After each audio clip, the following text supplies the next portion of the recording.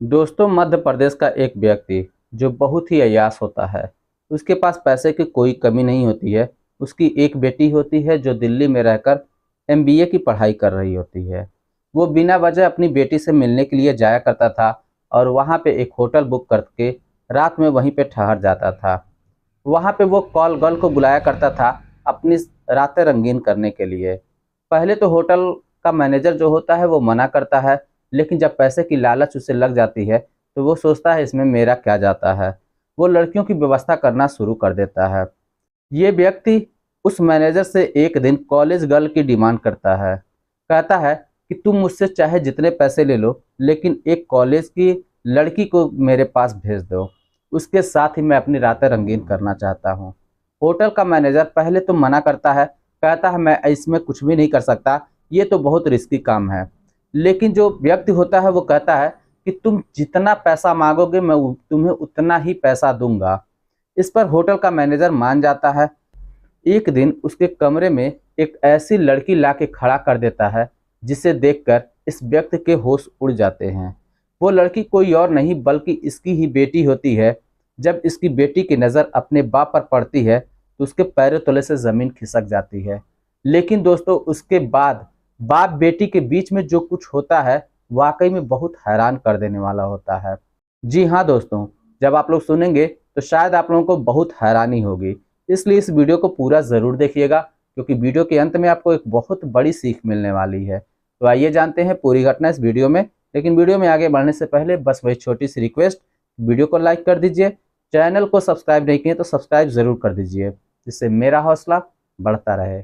दोस्तों, ये सच्ची घटना है मध्य प्रदेश की। मध्य प्रदेश में एक व्यक्ति होता है जिसका नाम गोपीदास होता है।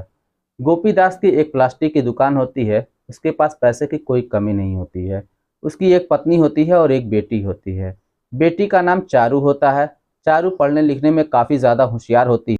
वो दिल्ली में रहकर एमबीए की पढ़ाई कर रही होती है। गोपीदास बिना वजह अपनी बेटी से मिलने जाया करता था, तो गोपीदास की पत्नी को लगता था कि चलो कोई बात नहीं, और मेरा पति अगर मुझे नहीं समझता तो क्या हुआ, कम से कम मेरी बेटी को तो समझता है, इससे मुझे बहुत ही खुशी है। वो समझ नहीं पाती थी कि उसका पति आखिर जाता कहाँ है। इसी बात का फ़ायदा उठाकर गोपीदास अपनी बेटी से मिलने के बहाने हमेशा दिल्ली आ जाया करता था और दिल्ली में अपनी बेटी से थोड़ा बहुत मिलता था, 5 से 10 मिनट। और उसकी नज़रें जो होती हैं उसकी सहेलियों पर होती हैं। उसकी सहेलियां भी जब देखती हैं कि इसका बाप मुझ पर इस तरीके की नज़र डाल रहा है तो वो थोड़ी सहम जाती हैं और वो अपनी सहेली चारू से कहती हैं कि यार तू देखती है तेरा बाप हम लोगों को किस नज़र से देखता है, हम लोगों को तो डर लगता है कि जैसे लगता है कि वो खा जाएगा। अब ये बात चारू सुनती है तो उसे भी बहुत अजीब लगता है, बहुत ही बुरा लगता है, लेकिन होता बाप है इस वजह से कुछ कह नहीं पाती। और इधर जो गोपीदास होता है वो वहीं पर रात में ठहर जाता है। रात में ठहरने के लिए एक होटल बुक करता है और होटल के मैनेजर से बोलता है कि मुझे रात में एक लड़की की व्यवस्था कर देना। होटल का मैनेजर कहता है कि देखिए सर, यहाँ ये सारी सुविधाएं नहीं हैं, आपको केवल रात रुकना है तो रुकिए, वरना आप घर जा सकते हैं, इसमें मुझे कोई भी दिक्कत नहीं है। लेकिन गोपीदास कहता है कि देखो, अगर तुम मेरे लिए लड़की की व्यवस्था कर देते हो तो मैं तुम्हें मुँह मांगी कीमत दूंगा, तुम जितना पैसा मांगोगे मैं उतना पैसा दूंगा। अब ये बात सुनकर जो होटल का मैनेजर होता है वो भी लालच में आ जाता है। वो सोचता है कि इसके लिए कहीं ना कहीं से लड़की की व्यवस्था कर ही देते हैं, इसमें मेरा क्या जाएगा, मुझे भी कुछ फ़ायदा हो जाएगा। अब होटल का मैनेजर उसके लिए एक लड़की की व्यवस्था कर दिया करता था। जब भी गोपी दास अपने घर से दिल्ली के लिए जाता था और उस होटल में ठहरता था तो वो होटल का मैनेजर उसके लिए एक लड़की की व्यवस्था कर दिया करता था। जब कम से कम 10-15 बार होता है तो एक दिन गोपी दास होटल के मैनेजर से कहता है कि एक काम करो, इस बार तुम किसी कॉलेज की लड़की को बुलाना। तो इस बात को सुनकर होटल का मैनेजर जो होता है वो कहता है कि सर, आपने जो भी कहा मैंने माना, मगर ये काम बहुत रिस्की है, ये काम मैं नहीं कर सकता। लेकिन गोपीदास कहता है कि इसके बदले में तुम मुझसे और भी रकम लेने चाहो तो ले सकते हो, तुम्हें जितने पैसे की ज़रूरत है तुम ले लो, लेकिन मुझे एक कॉलेज की ही लड़की लेकर आना। अब ये बात सुनकर जो मैनेजर होता है वो थोड़ा और लालच में आ जाता है। कहता है चलो इसके लिए कहीं न कहीं से लड़की की व्यवस्था कर ही देते हैं। सोचता है वो कि आखिर मैं लड़की लाऊँ तो लाऊँ कहाँ से? वो कई कॉलेजों के पास पहुंचता है और कई लोगों से संपर्क करता है, मगर उसे एक कॉलेज की लड़की नहीं मिलती। तब वो एक लड़की को देखता है, थोड़ी बहुत पढ़ी लिखी होती है और उसका पेशा ही होता है जिस्म फरोशी का। तो उस लड़की से वो बात करता है और उससे कहता है कि काम करो, तुम ऐसा लगना कि जैसे उसे लगे कि तुम कोई कॉलेज की गर्ल हो, क्योंकि इसके बदले तुम्हें भी अच्छा खासा पैसा मिलेगा और मुझे भी अच्छा खासा पैसा मिलेगा। तो इसको हम लोग बेवकूफ़ बना देते हैं। वो लड़की मान जाती है और कहती है कि अगर इससे ज़्यादा कुछ पूछेगा तो। होटल का मैनेजर बोलता है, अरे इससे ज़्यादा क्या करेगा, वो तुमसे शादी थोड़ी ना करेगा। ये बात सुनकर वो लड़की भी मान जाती है। जब गोपी दास उस होटल में ठहरने के लिए जाता है तो रात के समय वही लड़की इसके कमरे में पहुंच जाती है। इसके साथ गोपी दास रातें रंगीन कर रहा होता है, मगर थोड़े ही समय के बाद उसे पता चल जाता है, आभास हो जाता है कि ये लड़की पेशेवर है। इस बात से गोपीदास बहुत ही नाराज होता है और वो होटल के मैनेजर को भला बुरा कहना शुरू कर देता है। लेकिन होटल का मैनेजर चाहता था कि ये कस्टमर बहुत पैसे वाला है और उसे इसका साथ नहीं छोड़ना था। इसलिए वो कहता है कि सर मेरी इसमें कोई गलती नहीं है, और यही लड़की कह रही थी कि मैं कॉलेज में पढ़ती हूँ, हो सकता है यही लड़की झूठ बोल रही हो और मैं समझ नहीं पाया। खैर कोई बात नहीं, इस बार तो जो हो गया सो हो गया, लेकिन सर अगर अगली बार आप जब आएंगे तो आपको शिकायत का बिल्कुल भी मौका नहीं मिलेगा। अब इस बात से गोपीदास थोड़ा मन उदास करके अपने घर पे वापस चला आता है। आने के बाद एक दिन गोपीदास फ़ोन करता है उस होटल के मैनेजर को और कहता है कि क्या किसी लड़की की व्यवस्था हुई कि नहीं हुई। तब होटल का मैनेजर कहता है कि सर मैं व्यवस्था कर रहा हूँ, जैसे ही मैं व्यवस्था कर लूँगा वैसे ही मैं आपको इन्फॉर्म कर दूँगा।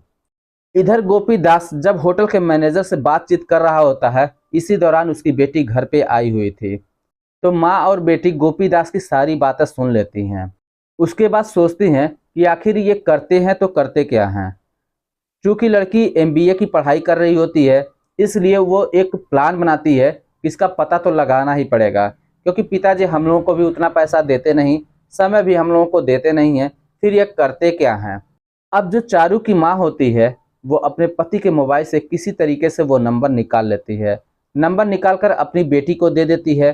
बेटी उस नंबर पे फ़ोन लगाती है तो पता चलता है कि वो नंबर एक होटल के मैनेजर का है। उसके बाद उस होटल के मैनेजर से बात करती है कि सर मुझे पैसे की ज़रूरत है, मैं बहुत ही गरीब लड़की हूँ और आपके पास कोई काम हो तो मुझे बताइए। चूँकि मैनेजर एक कॉलेज की लड़की को ढूंढ ही रहा था, वो बहुत ही खुश हो जाता है। कहता है कि ठीक है, तुम अपना फ़ोटो भेजो। लेकिन चारू कहती है कि मैं फ़ोटो नहीं भेज सकती, मैं आपसे डायरेक्टली मिलूँगी। अब ये सब बातचीत होती है, उसके बाद फ़ोन रख दिया जाता है। और इधर चारू अपनी माँ से कहती है कि माँ, मैं दिल्ली जाती हूँ और जब मैं तुम्हें कॉल करके बताऊंगी, जब पिताजी दिल्ली के लिए आएंगे तो उनके पीछे पीछे किसी तरीके से बचते बचाते तुम भी चली आना। उसके बाद देखते हैं कि आखिर ये करते क्या हैं। दोस्तों वक्त गुजरता है। एक दिन होटल का मैनेजर फ़ोन करके गोपीदास को बोलता है कि सर आप जल्दी आ जाइए और यहाँ पे आपके लिए लड़की की व्यवस्था हो चुकी है, आप पैसे का इंतज़ाम कर लीजिए। इस बात को सुनकर गोपीदास कहता है ठीक है, एक दो दिन का समय लगेगा, मैं ज़रूर आ रहा हूँ। एक दो दिनों के बाद फिर गोपीदास अपने घर पे बहाना करता है कि मैं बेटी से मिलने के लिए जा रहा हूँ। इधर पूरी तैयारी हो चुकी होती है। गोपीदास घर से बाहर निकलता है, उसके पीछे पीछे उसकी पत्नी भी निकल जाती है, लेकिन वो गोपीदास को जरा सा भी भनक नहीं लगने देती। जब गोपीदास अपनी बेटी से मिलता है और मिलने के बाद फिर उसी होटल में जाके ठहरता है, रात के करीब 11 बजे वो होटल के मैनेजर से बोलता है कि अब समय हो गया है, लड़की को भेजो। उसके बाद होटल का मैनेजर इसी लड़की यानी चारू को फ़ोन करता है और उसके बाद उसी कमरे में भेज देता है। उस कमरे में जब वो पहुंचती है, उसके बाद देखती है तो उसका पिता ही उसके सामने होता है।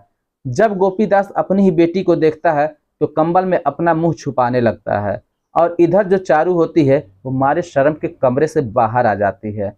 उसके बाद वो अपनी माँ को भी बुला लेती है और अपने पिता की सारी हरकतें, सारी बातें बता देती है और होटल के मैनेजर को भी बुलाती है। और उसके बाद जब उसे धमकी देती है, तुम लोग कॉलेज की लड़कियों को इसी तरीके से इस्तेमाल करते हो, मैं इसकी कंप्लेंट पुलिस में करूंगी।